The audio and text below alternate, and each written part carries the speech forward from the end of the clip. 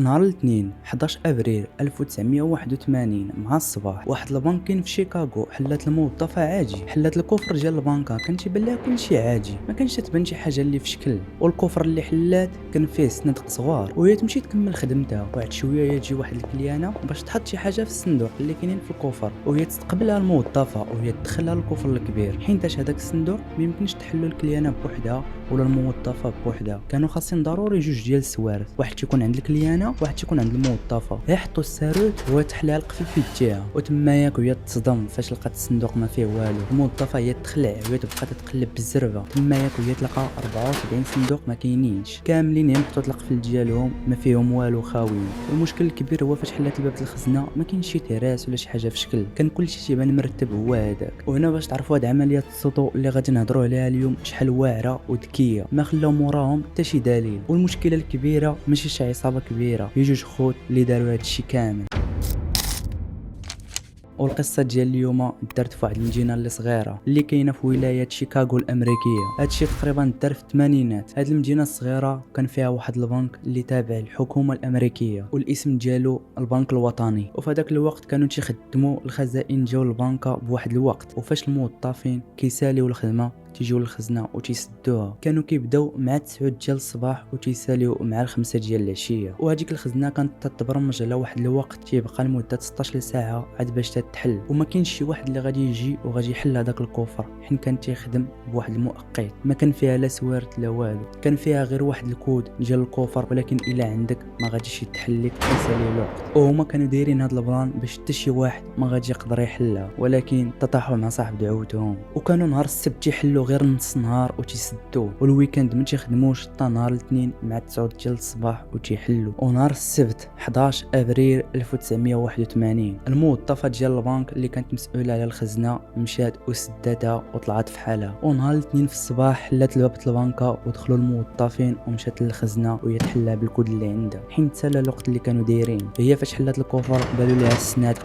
كاملين هما هادوك، حتى شي حاجه ماشي هي هاديك ولا شي حاجه ناقصه. وهاد السنادق اللي كاينين في الكفر اش كاين فيهم؟ والصناديق فيهم وثائق رسميه ديال العقارات وفلوس ومجوهرات. وكي قلت لكم في الاول كل ساروت والصندوق ديالو، وخاص ضروري يكونوا جوج سوارت. ونهار الاثنين في الصباح الموظفين خدامين تيجيو الكليان وتيطلعوا في حالهم. جات واحد الكليانه اللي كانت خاص تدخل الخزينه باش تحط شي حاجه، وفاش دخلت الموظفه للخزينه وحطوا السوارت باش يحلوا الصندوق، تما كيكتشف بلا 74 صندوق كاملين خاويين، غير تتقيس شي صندوق وتفتح القفل وهي تكتشف بلا 74 صندوق ما فيهم والو. وهذا اللي دار عمليه السطو، ما كانش بهم غير يحلوا الكفر يبان لهم بلا الصنادق ما فيهم والو، وطلبت منه وقت بزاف. وتما ياك الموظفه بالزربه عزات التليفون وهي تعيط على البوليس، وهما يجيو معاهم حتى الاف بي اي، حيت كان هذا البنك مهم بزاف وتابع الحكومه الامريكيه. وغير بداو التحقيقات ديالهم عرفوا بلا الشفار دا 1 مليون دولار اللي كتساوي دابا في 2026 3 مليون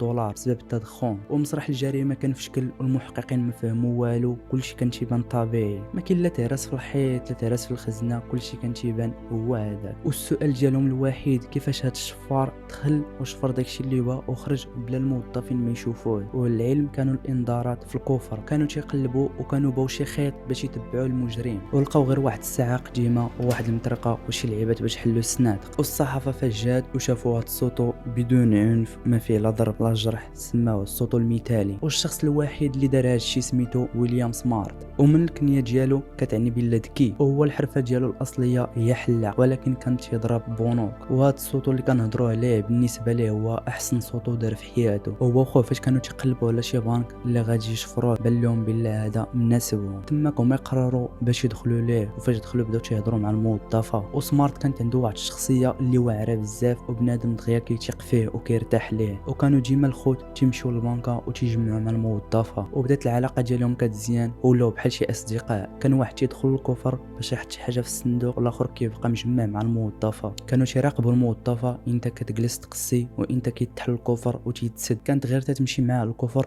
تيحل الصندوق ديالو وكتطلع وتتخليه بوحدو يحط داكشي اللي بالا خاطر. وسمارت كان هي تيدخل الكفر الكبير، كان تيبدا تيقلب ويشوف كيفاش يدير العمليه الصوتو ديالو. وخوه كان تيلاهي الموظفه بلا هضره. وهنا فين جات الخطوه المهمه لسمارت، كيفاش غادي يقدر يدخل الادوات اللي باش بيحل الصنادق. وكان جا واحد المره بواحد الصاك حل وفيه شي ادوات صغار، وهي تمشي مع الموظفه وهما يدخلوا الخزينه. تما غير حلو الصندوق وهي طلع فحال هي وخلاتو بوحدو، خلاتو يحط داكشي على خاطرو. والمشكل الكبير اللي كان عنده عنده الادوات كبار، والصندوق فين كان تيحط الادوات تاعو كان صغير. وتماك يطيح عليه واحد الفكره اللي ذكيه بزاف، هو يقول للموظفه بلا هو تاجر لوحات فنيه وكان خاصو فين يحطهم شي صندوق كبير، وبهذه الطريقه اللي دار ولا تيدخل ادوات كبيره وكان تيخبيهم على راحته. والبلان الواعر بزاف هو فاش كان تيدخل الكفر بان ليه بلا تيديروا واحد السقف اللي هي الديكور، ومن موراه عاد باش يكون السقف الحقيقي اللي تيكون في بزاف ديال المحلات. تماك يطيح عليه واحد الفكره بيعود يخبي الادوات تاعو تم في هذاك السقف الكبير، وكان تيوجد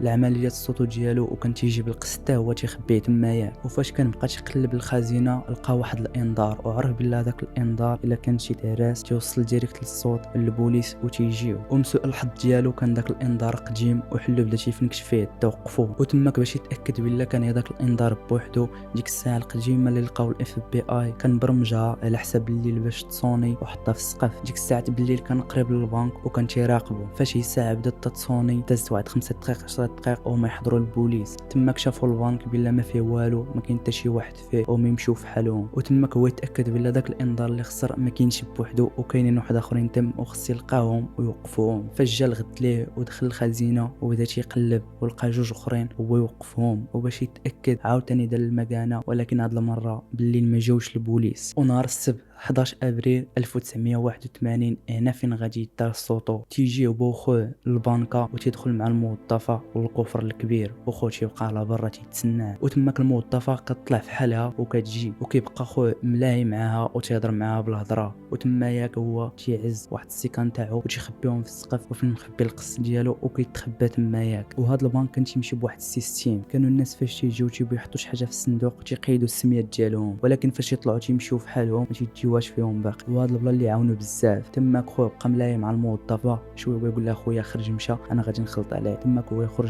خويا مشى في حاله، ولكن سمارت اللي دار عليه القصه بقى مخبي في السقف. الموظفه غير سالات خدمتها مشات للبنك، هادشي مع السبت كانوا تيخدموا غير نص نهار. مشات للكفر وهي دير المؤقت وهي توقف الخزنه وهو كان مخبي في السقف وكان تيسمع كل شيء. عرف بلا الموظفه سدات الخزنه تسد الباب الكبير ديال البنك ومشاو في حالهم، ونهار الحد ما تيخدموش. هو يشعل واحد البيل صغير تما كهبط للخزنه من السقف وهو بدا في العمليه ديالو. بدا تيحاول يحل دوك الكفرات الصغار بواحد العنايه اللي كبيره بزاف باش ما يخسرهمش، حيت كان عارف خسر يردهم كما حلهم. وكان بدا تيحل واحد 10 السنادق اللي كانت فيهم الخدمه بزاف وكان الجو سخون، وبدا كيلقى الفلوس والمجوهرات وبدا تيعمر داك الشيء في الشواكش اللي جاب معاه. وسمارت كان تيريح شويه وتيقصي باش يدير الطاقه ديالو، وعاوتاني بدا خدمه في السنادق ويفرعهم كاملين. وهذا الشيء كاملو داروا غير في السبت، وكان عارف باللي باقي ليه الحد اللي غادي يخدم فيه النهار كامل. سمارت كان باغي يلعب الدور ديال روبن هود، كان تيلقى الوثائق في السنادق وتيعرف الناس اللي محتاجين، تيهز الفلوس الناس ديالهم وتيحطهم اللي محتاجين. باش تعرفوا هاد خونا شحال الاخر كان تيهز فلوس ماشي ديالو وتيصدقهم، كان بغى يقسمهم على حساب الاختيار ديالو. وتما هو دار تماره ديال بصح باش ترجع السنادق لبلاصتهم ويكون كلشي كان تيبان طبيعي، باش الا دخل شي واحد ما يردش البال بلا السنادق محلولين. هو يخبي الادوات ديالو في السقف وتخبى حتى هو في السقف، وخبى معاه جوج سيكان عامرين. وفاش جات الموظفه نهار الاثنين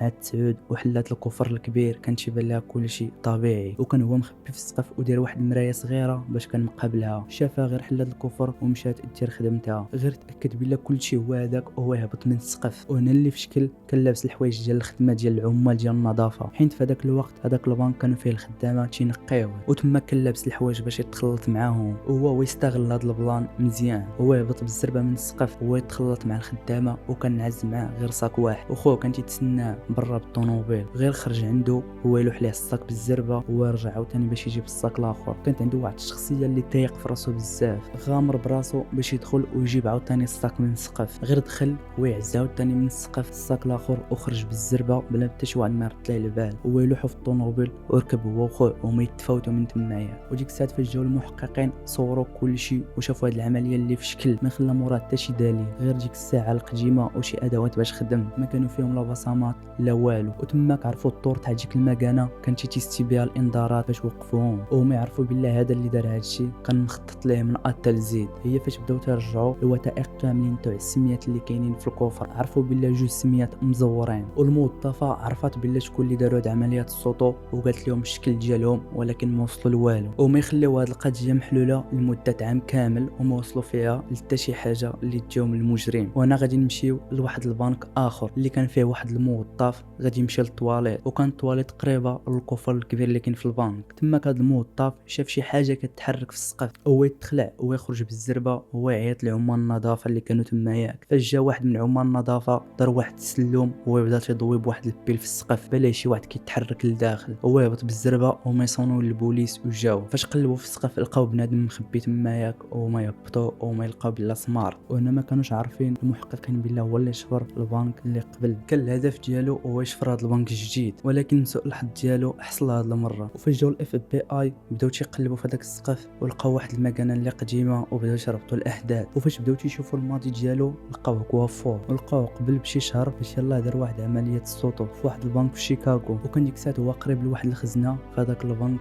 في شيكاغو، ويقول لي واحد من عمال النظافه اش تدير هنا، كان تيتسحابوا وشي واحد معاهم، ويقول ليه نكمل شي زبل تنجمعوا هنايا واني جاي. كان عنده واحد الشخصيه اللي واعره وتيقنع بنادم في الهضره. تما كذاك عامل النظافه تيتسحبوا واش معاهم ومشاو خلاه. وتما ياك سمارت وقع السيكان ديالو وهو يخرج من البنك دغيا، ولكن بقى داك عامل النظافه عاقل ليه على وجهه. وفاش قبضوا سمارت جابوا هذاك عامل النظافه ويقول لهم هو هذا اللي كان في البنك اللي كنا خدامين فيه اللي تشفر. وسولوه علاش تدير هاد عمليه السطو ويلا درت شي وحده وتجي فيها 1 مليون دولار. هو ما كانش طماع، هو كان عزي ليه شي حاجه فيها الخطر عليه والاطاره وقلبو تيضرب. وهذا الشيء باين فاش بدا تيعز الفلوس جاو الاغنياء وتعطيهم للفقراء. كانت عنده واحد الشخصيه اللي في شكل، وهنا هما يتهموا بعمليه السطو الاولى حيت كان كل شيء بين بالله هو اللي دارها. كانت عنده نفس المكانه نفس الادوات. وهذا باش كاين الشاي تاع عامل النظافه تيقول لهم هو، ولكن سمارت بقى شاد في الانكار ديالو. وهنا القاضي ما عقلش عليه ويعطيه 20 سنه. سمارت ولا تيشوف هاد 20 سنه كثيره بزاف، ويقول له القاضي الا جبتي داكشي اللي شفرتي غادي نقص لك الحكم. وسمارت فاش كان في الحبس كان بدا تيفكر وتيشوف كثيره بزاف. وصيفط المحامي جاب دوك السيكان اللي كانوا فازقين واش كانوا في شي بحيره ولا شي واد، وكانت فيهم واحد الريحه اللي خايبه وحلوهم الاف بي اي وقلبوهم ولقاو كلشي هو هذاك، ولقاو فيهم داكشي اللي شفر كامل وكاين. تماك فاش داز في المحكمه القاضي وفا بكلمته، هو ينقص ليه من 20 سنه ل 8 سنين، وقال ليه بلا واحد الشرط ضروري خص يديرو، وباغي يجي يوري المحققين كيفاش دار عمليات السطو بوحده بوحده. وهنا بدا تيوريهم البلان ديال السقف، وفاش يدخل شي واحد تيقيدو في سميتو في الاول، وفاش يكون خارج ما باقيش يتسوقوا ليه. وتبدل السيستيم تاع الامريكان في ذاك الوقت في الثمانينات بسبب سمارت، وحيدوا داك البلان ديال السقف ديكور. وهنايا وصلنا للخرج ديال القصه. الا استمتعتي خلي شي لايك وكومونتير، ونشوفكم في الفيديو الجاي.